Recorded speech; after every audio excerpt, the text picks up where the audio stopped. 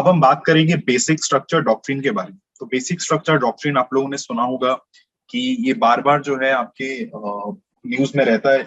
उसके बाद बहुत सारे केसेस में जो है बेसिक स्ट्रक्चर का जो इस्तेमाल है वो आपको देखने को मिलेगा। जुडिशियल रिव्यू हो गया। तो बेसिक इसके बारे में स्टोरी समझेंगे कि बेसिक स्ट्रक्चर डॉक्ट्रिन जो है कॉन्सेप्ट इवॉल्व कैसे हुआ, द फर्स्ट थिंग।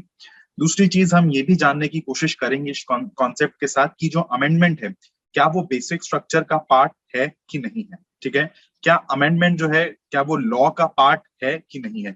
तो इन सारी चीजों को जो है हम लोग डिस्कस करेंगे। तो उससे पहले मैं आप लोगों को एक ब्रीफ मैं कहानी समझा देता हूँ। जो स्टोरी लाइन है वो मैं आपको पहले समझा दूंगा और उसके बाद जो है हम आगे के अपना डिस्कशन को कंटिन्यू रखेंगे। सबसे पहले कहानी स्टार्ट होती है आर्टिकल 19(1)(f) से। आर्टिकल 19(1)(f) जो है ये गारंटी देता है हर सिटीजन को कि हर सिटीजन जो है उसके पास अधिकार है कि वो लैंड को, अपनी प्रॉपर्टी को एक्वायर कर सकता है, होल्ड कर सकता है और डिस्पोज कर सकता है। वेयर एज अगर मैं बात करूं आर्टिकल 31 के बारे में, तो आर्टिकल 31 जो है ये गारंटी देता है एवरी पर्सन को, चाहे वो सिटीजन है या फिर नॉन सिटीजन है, right against deprivation of his property. तो मतलब ये है कि कोई भी पर्सन जो है उसको जो है स्टेट जो है या फिर कोई भी जो पर्सन है ना उसकी प्रॉपर्टी, वो प्रॉपर्टी जो है ली जा सकती है except by the authority of the law. तो ये दोनों जो मेन जो आपको मुद्दा ये समझना है कि this is related to right to property. और राइट टू प्रॉपर्टी जैसे कि हम लोगों ने प्रीवियस लेक्चर्स में देखा होगा, मैंने जिक्र जरूर किया होगा कि राइट टू प्रॉपर्टी जो है आर्टिकल 19(1) और आर्टिकल 31 के अंदर जो है इसको जो स्टेटस दिया गया है वो है फंडामेंटल राइट का स्टेटस दिया गया है। अब समझने से पहले दो चीजें हमें समझनी पड़ेगी। सबसे पहले हमें जाना पड़ेगा प्री इंडिपेंडेंस फेज की तरफ और उसके बाद हम बात करेंगे पोस्ट इंडिपेंडेंस फेज की तरफ। तो अगर हम बात करें प्री इंडिपेंडेंस फेज की तरफ तो हमें पता है कि उस टाइम जो है हमें एग्रीकल्चर के लिए जो है बहुत कम लैंड थी, क्योंकि लैंड का जो डिस्ट्रीब्यूशन था वो काफी ज्यादा स्क्यूड था। तो जब हमारा कॉन्स्टिट्यूशन बन रहा था तो उस टाइम जमींदार हो गया या फिर राजा महाराजा ने जो थे उन्होंने कहा था कि हम हिंदुस्तान के साथ तभी जुड़ेंगे अगर हमारी प्रॉपर्टी और प्रॉपर्टी के जो राइट्स होंगे वो इंटैक्ट रहेंगे। तो उन्हीं लोगों को जो है आश्वासन देने के लिए जो है जो भी आपका राइट टू प्रॉपर्टी या फिर राइट टू लैंड वाली जो चीजें हैं उसको आर्टिकल 19(f) के तहत जो है उनको फंडामेंटल राइट का जो है स्टेटस दे दिया गया। नेक्स्ट अब हम बात करेंगे पोस्ट इंडिपेंडेंस के बारे में। तो पोस्ट इंडिपेंडेंस में जानेंगे कि किस तरीके से जो है इवॉल्व हुआ कॉन्सेप्ट और किस तरीके से जो है डेवलपमेंट के रास्ते पे ये जो स्टेटस जो दिया गया था राइट टू प्रॉपर्टी का, किस तरीके से ये रुकावट बनी। तो पोस्ट इंडिपेंडेंस फेज में क्या हुआ कि जितने भी गरीब लोग थे या पुअर लोग थे उन्होंने कहा कि हमें राइट्स चाहिए। राइट्स क्या चाहिए कि भाई हमारा आप वेलफेयर करो, हमारा अपलिफ्टमेंट करो। तो छोटा किसान जो है उन्होंने कहा कि हमें जमीन चाहिए। तो इसी के चलते जो है गवर्नमेंट ने लैंड रिफॉर्म्स इंट्रोड्यूस करी। एंड ये जो जमींदार और राजा महाराजा थे कि जिनको आश्वासन दिया गया था कि आपके प्रॉपर्टी के राइट्स जो है इंटैक्ट रहेंगे, वो चले गए कहाँ पे, वो चले गए कोर्ट में। और कोर्ट में ये बोला गया कि भाई राइट टू प्रॉपर्टी जो है ये एक फंडामेंटल राइट है और कोई भी लॉ इसको अगर वायलेट करेगी तो उसको जो है नल एंड वॉइड जो है डिक्लेयर कर दिया जाएगा। तो इसी के चलते, क्योंकि मैंने आपसे कहा था कि इंदिरा गांधी जो थी वो आपकी गरीबों की लीडर थी, जिसके चलते वो प्रो पुअर हमेशा वो अपने आप को प्रोजेक्ट करती थी कि वो गरीबों के साथ है। तो इंदिरा गांधी ने, आप देखोगे कि इंदिरा गांधी के टेन्योर में ऐसे बहुत सारे लॉस को पास किए कि जिससे कि लोगों की जो प्रॉपर्टी है वो उन लोगों ने ले ली। तो मतलब कि जमीनों का जो है डिस्ट्रीब्यूशन हो सके, ये आपको समझ में आता है। दूसरा ये है कि सोशल, अब इनसे होगा क्या, जमीनों का जो डिस्ट्रीब्यूशन होगा इससे होगा क्या कि भाई सोशल वेलफेयर होगा, सोशल अपलिफ्टमेंट होगा। इसी के चलते बैंकों को नेशनलाइज कर दिया गया, LIC को भी नेशनलाइज कर दिया गया। पर ये सारी चीजें सही थी। पोस्ट इंडिपेंडेंस में हुआ ये कि जो राइट टू प्रॉपर्टी की वजह से ना बहुत सारे रिफॉर्म्स जो हैं वो आपके अटक जाते थे। क्यों अटक जाते थे? क्योंकि इनका जो स्टेटस था वो दे दिया गया था फंडामेंटल राइट का, और फंडामेंटल राइट का अगर वायलेशन होता है तो आप डायरेक्टली सुप्रीम कोर्ट के पास जा सकते हो अंडर आर्टिकल 32। तो पोस्ट इंडिपेंडेंस के लिए जितने भी आपके डेवलपमेंट का काम था या फिर रिफॉर्म्स लाने थे तो वो सारा का सारा इम्प्लीमेंटेशन जो है वो नहीं हो पाता था, क्योंकि सरकार को अगर किसी भी चीज के लिए, मान लो फैक्ट्री भी सेटअप करनी है, इंडस्ट्री भी सेटअप करनी है, तो उसके लिए जमीनें चाहिए। अब जमीन चाहिए तो जमीनों के लिए लोग जो है वो फिर कोर्ट पहुंच जाते थे, जिसकी वजह से हो नहीं पाता था। अब हुआ क्या कि 1978 में, ध्यान से सुनेगा, 1978 में 44th कॉन्स्टिट्यूशनल अमेंडमेंट एक्ट से जो है, जो भी आपकी जमीन और ये सब जो चीजें थी, इसका स्टेटस जो है इसको रिपील कर दिया गया, क्योंकि डेवलपमेंट के लिए, जैसा कि मैंने कहा कि भैया जमीन चाहिए, तो राइट टू प्रॉपर्टी जो कि आपका एक फंडामेंटल राइट था, ठीक है, राइट टू प्रॉपर्टी जो कि आपका फंडामेंटल राइट था, उसको स्टेटस हटा के कहां डाल दिया गया, कॉन्स्टिट्यूशनल राइट से जो है आपको डाल दिया गया। तो अब ये कॉन्स्टिट्यूशनल राइट हो गया। अब सरकार जो है राइट टू प्रॉपर्टी के रिगार्डिंग कोई भी लॉज जो है वो बना सकती है, ठीक है। अब फंडामेंटल राइट की अगर बात करो, जैसा मैंने पिछले लेक्चर में भी कहा था कि सर ये राइट है, क्या फर्क पड़ता है, तो यहाँ पे देखो, फंडामेंटल राइट का अगर आपका वायलेट होता है तो आप डायरेक्टली सुप्रीम कोर्ट या फिर आप हाई कोर्ट जो है वो आप जा सकते हो। वेर एज अगर मैं कॉन्स्टिट्यूशनल राइट की अगर बात करूं, आप डायरेक्टली सुप्रीम कोर्ट के पास नहीं जा सकते, आपको पहले ऑर्डिनरी कोर्ट पे जाना पड़ेगा, फिर आपको हाई कोर्ट पे जाना पड़ेगा, और फिर आपको सुप्रीम कोर्ट में जो है जाना पड़ेगा। तो मेन मुद्दा जो है वो ये था, बट कहानी मतलब बस मैंने आपको यहाँ पे ये बताने की कोशिश करी कि जो राइट टू प्रॉपर्टी था उसका स्टेटस चेंज करना सरकार के लिए बहुत इंपॉर्टेंट हो गया था, क्योंकि आर्टिकल 39 और बी और सी में हमने जैसे कि पढ़ा कि वहां पे बात करी गई है कि भाई सरकार की भी कुछ पब्लिक इंटरेस्ट को ध्यान में रख के सरकार भी कुछ काम करना चाहती है, सरकार भी इकोनॉमी में कंसंट्रेशन ऑफ वेल्थ जो है वो ना हो, वो उस टाइप के स्टेप वो लेना चाहती है। तो बोलने का मतलब ये है कि सरकार इंडस्ट्री सेटअप करेगी, सरकार फैक्ट्री सेटअप करेगी, तो ये सरकार की कुछ ड्यूटीज हैं। अब उस ड्यूटीज के पीछे जो है ये आपकी फंडामेंटल राइट्स जो है ये आपके कहीं ना कहीं रुकावट बन रही है। तो स्टेटस हमने चेंज करवा दिया। नेक्स्ट हम बात करेंगे, नेक्स्ट ओके, अब कहानी स्टार्ट होती है बेसिक स्ट्रक्चर डॉक्ट्रिन की, आर्टिकल 13 से, और आर्टिकल 368 के बारे में जो है ये वॉर चलती रहती है। अब क्या है इसको समझेंगे। आर्टिकल 13 जो है वो लॉ को डिफाइन करता है। जैसे अगर आप लोगों ने सर ने आप लोगों को फंडामेंटल राइट पढ़ाया होगा, सर ने आपको बताया होगा कि आर्टिकल 12 जो है वो स्टेट को डिफाइन करता है कि स्टेट है क्या, स्टेट में क्या क्या चीजें आएंगी। सिमिलरली आर्टिकल 13 जो है वो डिफाइन करता है कि लॉ क्या है। तो लॉ की जो डेफिनेशन है वो आर्टिकल 13 में जो है प्रोवाइड कराई गई है। लॉ है क्या क्या, जो भी आपके एक्ट्स हो गए, ठीक है, जो भी आपके एक्ट्स हो गए, जो भी आपके रेगुलेशंस हो गया, जो भी आपके रूल्स हो गया, जो भी आपके ऑर्डर्स हो गया, या फिर जो भी आपके बाय रूल्स हो गए, ये सब के सब जो है ये सब के सब जो है आपकी लॉस के डेफिनेशन के अंदर फॉर्म जाएंगे। उसके बाद आपका कस्टम्स, ये भी आपके लॉस के अंदर आ जाएगा। जो भी आपके ऑर्डिनेंस हैं या फिर नोटिफिकेशन है, ये सारा का सारा लॉ के डेफिनेशन के अंदर आपका फॉल करेगा। आपको ध्यान में ये रखना है कि जजमेंट जो है ये लॉ नहीं है, ठीक है। अब आर्टिकल 13 के दो पार्ट है। आर्टिकल 13(1)(a), आर्टिकल 13(1)(a) ये बात करता है प्री कॉन्स्टिट्यूशनल लॉस के बारे में, जैसे कि आपका सीआरपीसी हो गया, सेडिशन लॉ हो गया, मार्शल लॉ हो गया, एपिडेमिक लॉ हो गया। तो ये जो लॉज हैं ये ब्रिटिश टाइम के लॉज हैं, जिनको सरकार ने अभी भी पूरी तरह जो है हटाया नहीं है। नेक्स्ट अगर हम बात करें आर्टिकल 13(2) के बारे में, तो आर्टिकल 32 बात करता है पोस्ट कॉन्स्टिट्यूशनल लॉस के बारे में, और इनमें यह बताया गया कि अगर कोई भी लॉ डिक्लेयर कर दिया जाएगा नल एंड वॉइड अगर वो फंडामेंटल राइट, सिटीजंस की फंडामेंटल राइट्स को वायलेट करता है। अब सवाल या डिबेट यहाँ पे ये है कि is amendment part of law और नॉट, क्या अमेंडमेंट जो है क्या वो लॉ का पार्ट है कि नहीं। अब ये जो अमेंडमेंट वाला जो चक्कर है ये आपको मिलता है आर्टिकल 368 में। आर्टिकल 368 बोलता है कि आप जो है कॉन्स्टिट्यूशन का कोई भी पार्ट जो है, क्या बोला मैंने, आर्टिकल 368 ये बोलता है कि आप कॉन्स्टिट्यूशन का कोई भी पार्ट जो है आप अमेंड कर सकते हो। अब देखिए यहाँ पे जो हमारा कॉन्स्टिट्यूशन है, it provides the fundamental law of the land, और यहीं से जो भी पॉलिसीज हैं, जो भी एक्शंस हैं, जो भी सरकार काम करती है वो कहीं ना कहीं कॉन्स्टिट्यूशन से डेराइव होती है, ठीक है। आर्टिकल 13 जो है वो बात करती है लॉ के बारे में, आर्टिकल 368 जो है ये बात करती है अमेंडमेंट के बारे में, ठीक है, आपको ये ध्यान में रखना है। आर्टिकल 368 क्या कहता है, that the parliament can amend any part का मतलब any part of the constitution, और इस एनी पार्ट के चलते जो है पार्लियामेंट के पास अनलिमिटेड पावर आ जाती है, ठीक है। आर्टिकल 13 जो है ये बोलता है I am exception to the article 368, क्योंकि हमने अभी अभी डिफाइन करा था ना कि लॉ क्या है। अब डिबेट यही चली, क्या लॉ अमेंडमेंट का पार्ट है, क्या लॉ और अमेंडमेंट दोनों अलग अलग चीजें हैं। तो इसी के चलते जो है over a period of time आपको केसेस देखने को मिलेंगे, सुप्रीम कोर्ट के जजमेंट्स आपको देखने को मिलेंगे, और जजमेंट्स के बेसिस पे हम ये डिराइव करने की कोशिश करेंगे कि क्या लॉ अमेंडमेंट का पार्ट है या फिर क्या अमेंडमेंट लॉ का पार्ट है।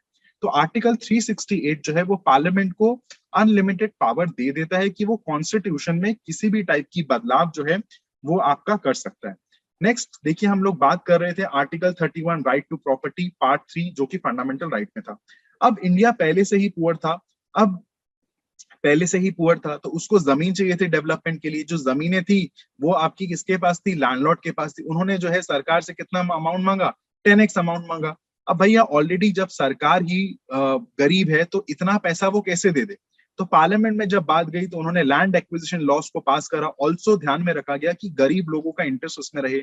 अब जमींदार लोग कहाँ चले गए? सुप्रीम कोर्ट चले गए, और सुप्रीम कोर्ट ने जो है इसको नल एंड वॉइड जो है डिक्लेयर कर दिया। तो सरकार के लिए बड़ी प्रॉब्लम हो गई कि भाई आर्टिकल 368 तो हमें ये पावर देती है कि हम कॉन्स्टिट्यूशन में किसी भी पार्ट को चेंज कर सकते हैं, वेयर एज आर्टिकल 13 तो ये बोलते हैं कि अमेंडमेंट जो है वो लॉ का पार्ट ही नहीं है। ठीक है, तो इसी की टसल के बीच में कहानी आगे बढ़ती है। तो उस टाइम जो लॉ मिनिस्टर थे नेहरू गवर्नमेंट के टाइम पे, डॉक्टर अंबेडकर, उन्होंने कहा कि ठीक है, एक काम करते हैं, कॉन्स्टिट्यूशन को अमेंड करते हैं। और इसी के चलते जो है फर्स्ट कॉन्स्टिट्यूशनल अमेंडमेंट एक्ट 1951 के तहत आर्टिकल 31A और आर्टिकल 31B जो है और 9th शेड्यूल जो है इसको इंसर्ट किया गया कॉन्स्टिट्यूशन के अंदर। आर्टिकल 31 जो है ये बात करता है if the part passes any laws, ध्यान से सुनिएगा, आर्टिकल 31A ये बात करता है कि if the part passes any laws, अगर इस पार्ट के अंदर कोई भी लॉ पास होता है फॉर एग्रीकल्चरल रिफॉर्म्स, देन अगर वो फंडामेंटल राइट को भी वायलेट करता है, Supreme Court will not declare it null and void.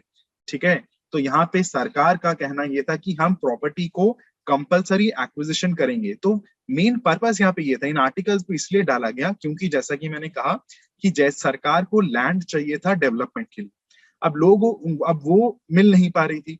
तो इसीलिए क्योंकि लोग जो है, क्योंकि राइट टू प्रॉपर्टी का जो स्टेटस था वो फंडामेंटल राइट का था, जैसे ही सरकार कुछ करती तो लोग जो है वो चले जाते सुप्रीम कोर्ट, सुप्रीम कोर्ट जो है वो नल एंड वॉइड डिक्लेयर कर देता।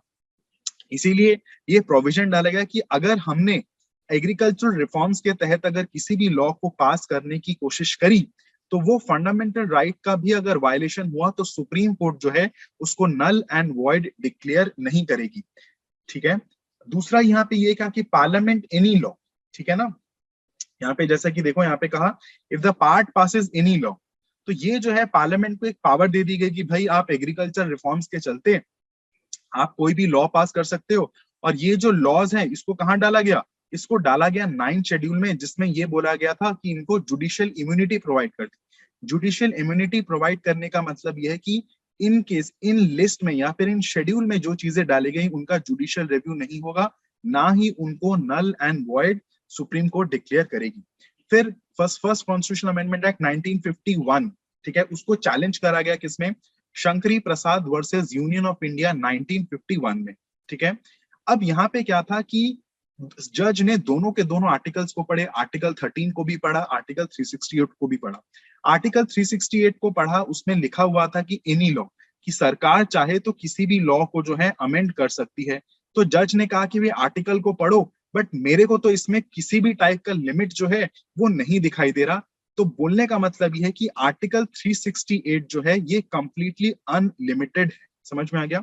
It is completely unlimited. ध्यान में रखना है कि आर्टिकल 13 जो है ये लॉ है, आर्टिकल 368 जो है ये आपका अमेंडमेंट है। ठीक है, तो यहाँ पे जो पावर किसके पास चलेगी? अमेंडमेंट के पास चलेगी कि आर्टिकल 368 जो है ये कंप्लीटली अनलिमिटेड है। अनलिमिटेड होने की वजह से जो है ये आर्टिकल 13 में भी जो है चेंजेस कर सकती है। ये समझ में आपको आया? ओके, अब यहाँ पे इस केस में लॉ को दो हिस्सों में डिवाइड कर दिया गया। सबसे पहले बात हो गई कॉन्स्टिट्यूशनल लॉ, और दूसरा यहाँ पे बात करी है पार्लियामेंट्री लॉ। कॉन्स्टिट्यूशनल लॉ के तहत जो है ये बोला गया कि आर्टिकल 368 जो है सरकार को अनलिमिटेड पावर प्रोवाइड कर सकती है। और इसी के साथ साथ जो है यहाँ पे दो चीजों के ऊपर बात हुई, एक कॉन्स्टिट्यूएंट पावर की बात हुई और लेजिस्लेटिव पावर की बात हुई। तो कोर्ट सेट जो है जो भी आपका फर्स्ट कॉन्स्टिट्यूशनल अमेंडमेंट है वो एब्सोल्युटली वैलिड है। आपको ये समझ में आ गया कि कोर्ट ने शंकरी प्रसाद केस में ये कहा कि भाई आर्टिकल जो भी फर्स्ट कॉन्स्टिट्यूशनल अमेंडमेंट एक्ट है वो आपका वैलिड है। ठीक है, उसके बाद हम देखेंगे फिर क्या हुआ कि 17th कॉन्स्टिट्यूशनल अमेंडमेंट पास हुआ 1964 में। अब इसने क्या करा, दोबारा से इसमें जो है आर्टिकल 31, क्या बोला, आर्टिकल 31 जिसको स्टेटस दिया गया था फंडामेंटल राइट का, ये दोबारा चैलेंज हो गया। और ये दोबारा जो है इस अमेंडमेंट ने हिट मारी किसको, राइट टू प्रॉपर्टी को मारा हिट। दोबारा से जो है ये केस सुप्रीम कोर्ट में चैलेंज हुआ। और ये जो नेक्स्ट हमारा केस है ये है आपका Sajjan Singh versus state of Rajasthan 1964। तो फर्स्ट राउंड में हमने बात कर ली, दूसरे राउंड पे हम लोग बात करेंगे। तो इसमें ये कहा कि court said there is no limit to article 368, it can amend everything and anything. ठीक है, and it also said that article 368 is not limited by article 13। तो अगेन दूसरे राउंड में भी यही बोला गया कि आर्टिकल 368 का जो स्टेटस है वो आर्टिकल 13 से ज्यादा है। आर्टिकल 13 जो है आर्टिकल 368 को लिमिट नहीं कर सकती। ठीक है, अब यहाँ पे एक चीज हमें समझनी है कि पहले जो हमारा जब कॉन्स्टिट्यूशन बना तो it was more on textual pronouncement, मतलब जो भी किताबी चीजें थी हम लोग उस पे बात करते थे। इसलिए आपने देखा होगा, हम लोगों ने ऑलरेडी इसको डिस्कस करा कि यहाँ पे जब जज ने यहाँ पे ये कहा, शंकरी प्रसाद ने जब ये कहा कि इट इज रिटन इन, तो it was based on what, it was based on textual pronouncement, कि भाई टेक्सचुअली लिखा हुआ था तो हम उसी बात से जो है चलेंगे। सेकंड राउंड आपको समझ में आ गया। अब यहाँ पे क्या हुआ कि ये केसेस आगे बढ़ा एंड केसेस जो है इसमें आपके हैं जस्टिस हिदायतुल्लाह, उन्होंने कहा कि आर्टिकल 368 अनलिमिटेड तो है, ठीक है, बट इसको जो है आप रूटीनली इस्तेमाल नहीं कर सकते। रूटीनली इस आर्टिकल 13 के अगेंस्ट आप इसको रूटीनली इस्तेमाल नहीं कर सकते। ठीक है, उसके बाद क्या हुआ कि इसके बाद आपकी सुप्रीम कोर्ट की बेंच बैठी। ठीक है, अब यहाँ पे आपको पता होगा कि आपका फर्स्ट आपका होता है, फिर आपका थर्ड होता है, फिर आपका फिफ्थ होता है, फिर आपका सेवेंथ होता है, फिर नाइन्थ होता है। अब यहाँ पे जो बात चली गई किस पे, ये बात चली गई 11 जज बेंच में जो है ये बात चली गई और दोबारा से जो है जजमेंट को चैलेंज करा गया। जब जजमेंट को चैलेंज करा गया तो ये हमें देखने को मिला Golaknath versus state of Punjab 1967। यहाँ पे बैठी कितनी, 11 जज बेंच। समझ में आया, 11 जज बेंच 6-5 में। अब इस केस ने क्या किया, जो भी शंकरी प्रसाद में जो जजमेंट दिया गया था एंड जो सज्जन सिंह में जो आपका जजमेंट दिया गया था उसको इन्होंने कंप्लीटली क्या कर दिया, ओवर रूल कर दिया। उन्होंने ये कहा कि आर्टिकल 368 जो है it cannot amend any fundamental right, ना तो ये फंडामेंटल राइट को अमेंड कर सकता है और ना ही ये फंडामेंटल राइट को टच कर सकता है। तो Golaknath versus state of Punjab में आर्टिकल 13, क्या बोला मैंने, आर्टिकल 13 को जो है उसका स्टेटस बढ़ा दिया गया। ये बोला गया कि आर्टिकल 368 जो है ना तो ये फंडामेंटल राइट को अमेंड कर सकता है और ना तो ये फंडामेंटल राइट को टच कर सकता है। अब उस टाइम ये सब जब हुआ उस टाइम इंदिरा गांधी की सरकार थी, वो रुकी और उन्होंने 1971 में 24th कॉन्स्टिट्यूशनल अमेंडमेंट एक्ट को पास किया। उन्होंने आर्टिकल 13 को ही अमेंड कर दिया। उन्होंने ये कहा nothing in this article shall apply to any amendment of this constitution made under article 36। तो बेसिकली इस आर्टिकल 3 सब क्लॉज 4 के तहत उन्होंने क्या किया, आर्टिकल 13 को जो है कंप्लीटली यूजलेस बना दिया as compare to article 368।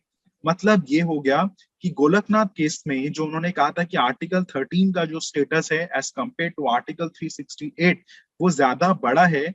Indira Gandhi की सरकार ने 24th amendment constitutional amendment act से ये बोल दिया कि इस जो आर्टिकल 13 की जो पावर है आर्टिकल 368 के तहत जो उसको कम कर दिया, उसको पूरा का पूरा यूजलेस बना दिया गया। ठीक है, अब इससे हो गया क्या कि आर्टिकल 368 जो है वो उसको अनलिमिटेड पावर्स मिल गए। ठीक है, और इसी एक्ट के तहत, इसी कॉन्स्टिट्यूशनल अमेंडमेंट के तहत जो है डेमोक्रेसी का हो गया मर्डर, क्योंकि इंदिरा गांधी ने जो डेमोक्रेसी की जो वेरी स्पिरिट थी उसके ऊपर अटैक किया था, क्योंकि उनके मुताबिक जो है जो पावर होनी चाहिए वो पार्लियामेंट के पास होनी चाहिए, क्योंकि पार्लियामेंट में लोग जो है वो रिप्रेजेंटेटिव्स हैं, वो लोगों को रिप्रेजेंट करते हैं, इसलिए real power should be with the parliament.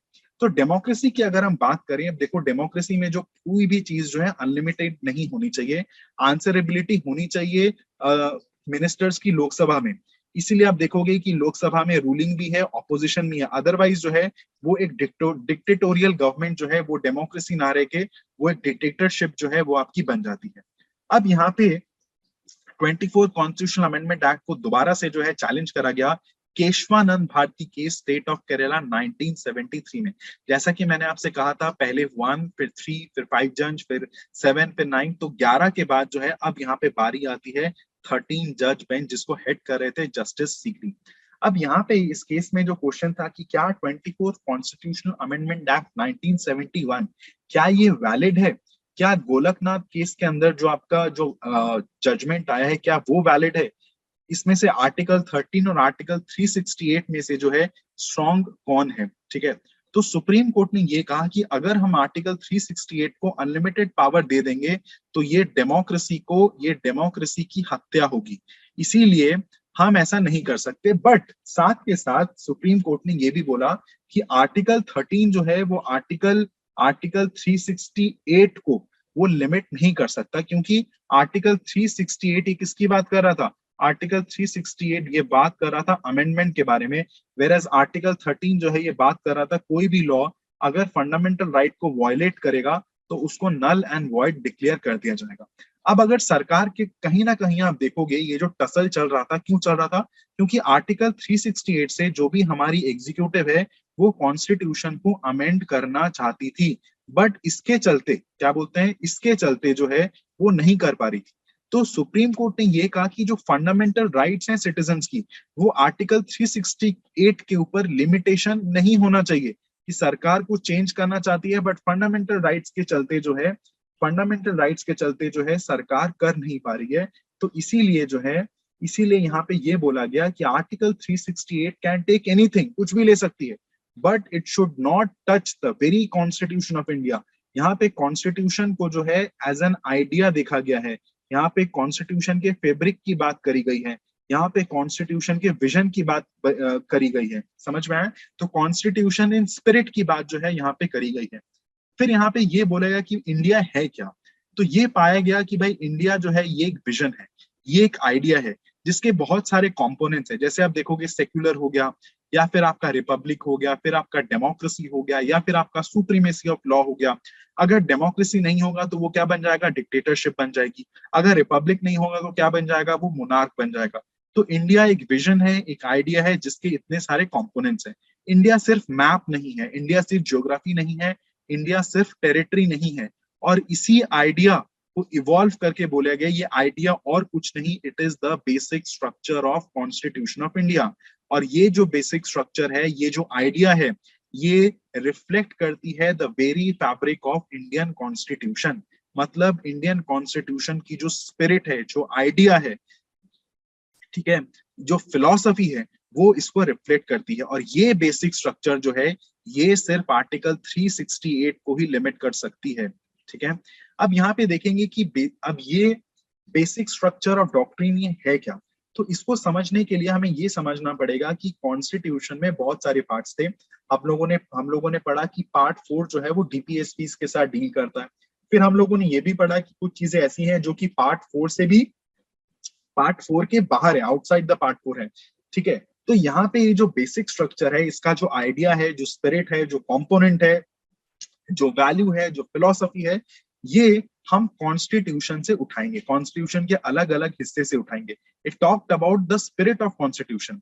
और ये जो बेसिक स्ट्रक्चर है ये जज के विजडम के ऊपर छोड़ा जाएगा, ये डिपेंड करेगा केस टू केस के ऊपर, क्या जो चीजें हैं क्या वो बेसिक स्ट्रक्चर का पार्ट है कि नहीं।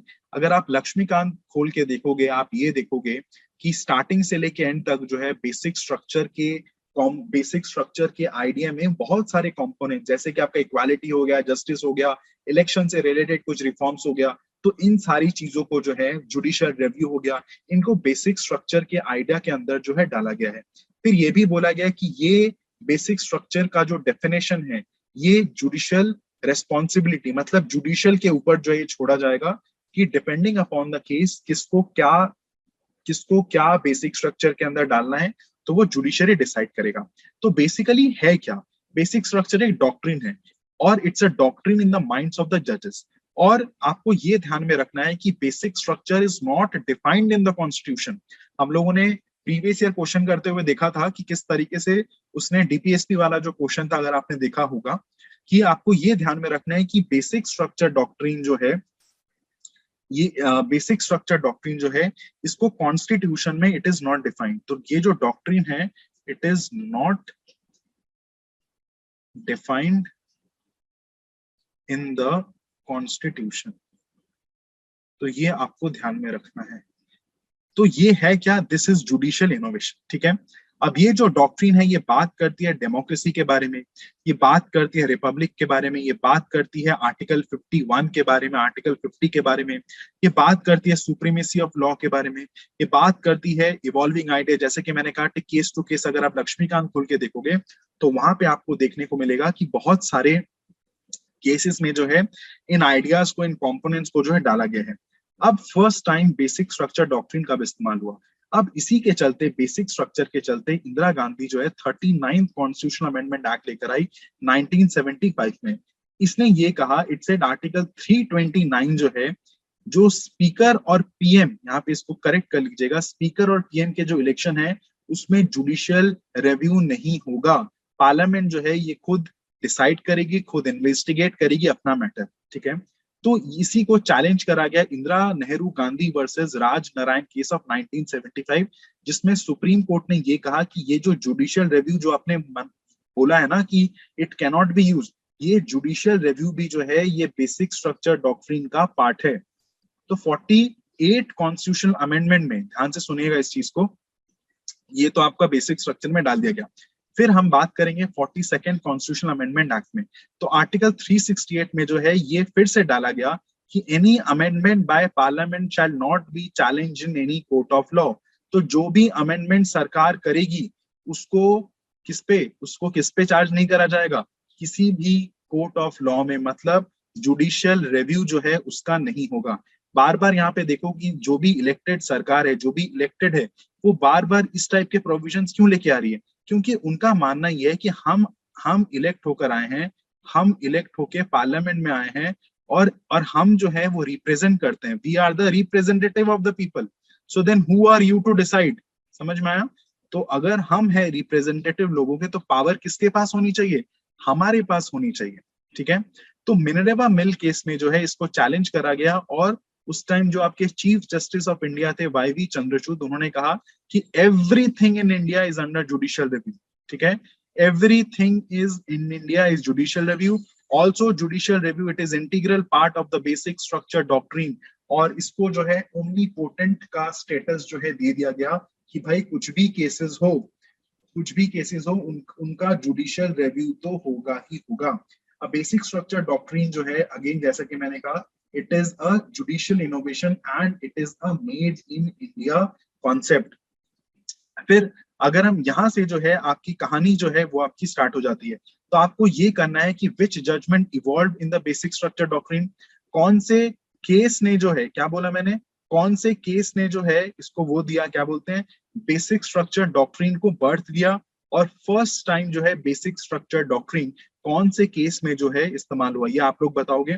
फिर अब आईआर कोलियो केस 2007 में, अब यहाँ पे जो कि हमने देखा था स्टार्टिंग में पार्ट 9 जो 9 शेड्यूल था वो जुडिशियल इम्यूनिटी प्रोवाइड करता है, तो उसको भी चैलेंज करा गया।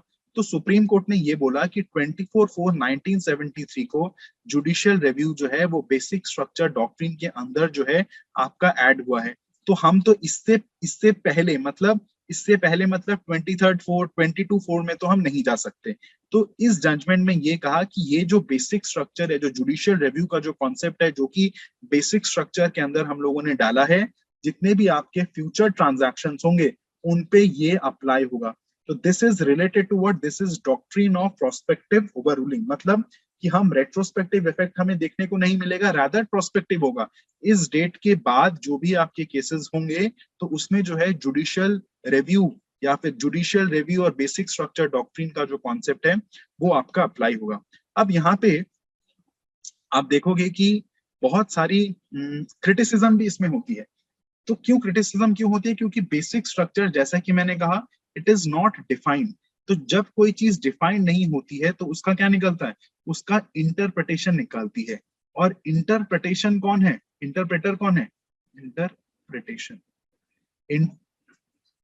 इंटरप्रिटेशन कौन करता है? वो करता है सुप्रीम कोर्ट। तो ये कहीं ना कहीं ये बोला गया कि जुडिशरी को जो है ये अनलिमिटेड पावर दे दी गई है, ठीक है ना। दूसरा यहाँ पे ये बोला गया कि भाई इसको कोडिफाई करना चाहिए, अदरवाइज इसका मिसयूज हमें देखने को मिल सकता है। Misuse as in judicial over reach. Article 50 में हम लोगों ने बात क्या करा था? हम लोगों ने बात करा था सेपरेशन ऑफ पावर। आपका लेजिस्लेटिव होता है, आप लोगों को पता है, जुडिशरी होता है, एग्जीक्यूटिव होता है। तो जुडिशियल ओवररीच और जुडिशियल एक्टिविज्म क्या होता है कि जुडिशरी अपने डोमेन में तो काम करती ही करती है, बट जब आपकी सिचुएशन जब आपकी टफ हो जाती है तो वो क्या करती है? जुडिशरी लेजिस्लेटिव के डोमेन में जाके काम करना स्टार्ट कर देती है, जुडिशरी एग्जीक्यूटिव के डोमेन में जाके जो है काम करना स्टार्ट कर देती है। तो उसी को बोला गया है जुडिशियल ओवररीच, उसी को बोला गया है जुडिशियल एक्टिविज्म। तो आप देखोगे कि बात ये चल रही थी कि आर्टिकल 368 से क्या बोला? आर्टिकल 368 से जो है पावर किसको मिल रही थी? आपकी एग्जीक्यूटिव को मिल रही थी, या फिर आप बोल सकते हो कि अनलिमिटेड पावर जो है वो लेजिस्लेटिव को दिया जा रहा था। बट बेसिक स्ट्रक्चर डॉक्ट्राइन की वजह से जो है जो जो पावर है वो किसके पास चली गई? वो जुडिशरी के पास जो है चली गई। तो समरी में क्या समझेंगे? समरी में ये समझेंगे कि फंडामेंटल राइट जो है वो बेसिक स्ट्रक्चर डॉक्ट्रिन का हिस्सा नहीं है, ठीक है। तो अंडर आर्टिकल यूजिंग आर्टिकल 368, ध्यान से सुनिएगा, यूजिंग आर्टिकल 368 हम कोई भी चीज ऐड कर सकते हैं, सब्सट्रैक्ट कर सकते हैं, मॉडिफाई कर सकते हैं, प्रोवाइडेड जो जो कॉन्स्टिट्यूशन का बेसिक स्ट्रक्चर है वो नहीं हिलना चाहिए। साथ में हम लोगों ने ये भी देखा कि article 31 using 44 constitution amendment act 1976 उसका स्टेटस जो है हमने डाल दिया आर्टिकल 31 में। और उसके बाद हमने ये भी देखा कि आर्टिकल 19(1)(f) को जो है हमने उसको भी रिपील कर दिया। हमें ये भी समझना पड़ेगा कि फंडामेंटल राइट्स जो हैं दे आर नॉट सैक्रोसैंक्ट। क्यों? क्योंकि they are not part of the basic structure doctrine, ठीक है। और बेसिक स्ट्रक्चर डॉक्ट्रिन को जो है या बेसिक स्ट्रक्चर डॉक्ट्रिन जो है वो article 368, article 368 it talks about amending power. क्या? It talks about amending power of constitution, amending power of parliament, ठीक है ना। तो बेसिक स्ट्रक्चर डॉक्ट्रिन जो है ये आर्टिकल 368 को क्या कर सकता है? आर्टिकल 368 की पावर्स को लिमिट कर सकता है, ठीक है। तो यहाँ पे हम देखेंगे, एक बार समरी देख लेंगे कि शंकरी प्रसाद केस में जो है ये आपका बोला गया कि लॉ और अमेंडमेंट जो है ये दोनों अलग अलग है, ठीक है ना। गोलकनाथ केस में ये बोला गया कि भाई आपका जो भी आपके सज्जन सिंह केस और ये सारी चीजें थी उनके आपको ध्यान होगा कि गोलकनाथ केस में उसको रिपील कर दिया गया और आर्टिकल 13 का जो स्टेटस है उसको बढ़ा दिया गया। तो इसको आप इस तरीके से भी ध्यान सकते हो कि आर्टिकल ये जो लॉ है this is nothing but this is article 13, और ये जो है ये कुछ नहीं, तो ये आपका क्या है? आर्टिकल 368। तो ये बोला गया किसमें? गोलकनाथ केस में बोला गया। आर्टिकल 1971 में सरकार ने चेंज कर दिया, ठीक है, हमने पढ़ा। 1973 में केशवानंद भारती केस के द्वारा सरकार ने बोला कि जो लॉ है वो अमेंडमेंट को लिमिट नहीं कर सकता, इसीलिए सरकार ने क्या, सरकार बोल रहा हूं, आपकी कोर्ट ने क्या कॉन्सेप्ट लेकर आ गई? बेसिक स्ट्रक्चर डॉक्ट्रिन का कॉन्सेप्ट लेकर आ गई कि ये जो बेसिक स्ट्रक्चर होगा ये आर्टिकल 368 की अमेंडिंग पावर्स को लिमिट करेगा। फिर हम लोगों ने ये देखा कि 42nd कॉन्स्टिट्यूशनल अमेंडमेंट एक्ट से सरकार ने आर्टिकल 368 में बदलाव लाने की कोशिश करी, जिसका चैलेंज हुआ मिनरेवा मिल केस में। और मिनरेवा मिल केस में ये बोला गया कि भाई जो जुडिशियल रिव्यू होगा it is a part of basic structure doctrine. ये आपको समझ में आता है। अब करंट स्टेटस की अगर हम बात करेंगे तो करंट स्टेटस से हमें ये समझ में आना चाहिए कि ये रहा आपके डीपीएसपीज और फंडामेंटल राइट, ठीक है, ये आपके फेडरल प्रोविजंस हो गया। सबसे टॉप पे जो मैंने रखा है वो रखा है बेसिक स्ट्रक्चर डॉक्ट्रिन, मतलब कि बेसिक स्ट्रक्चर डॉक्ट्रिन को अमेंड करना is very difficult because it is not defined. समझ में आया?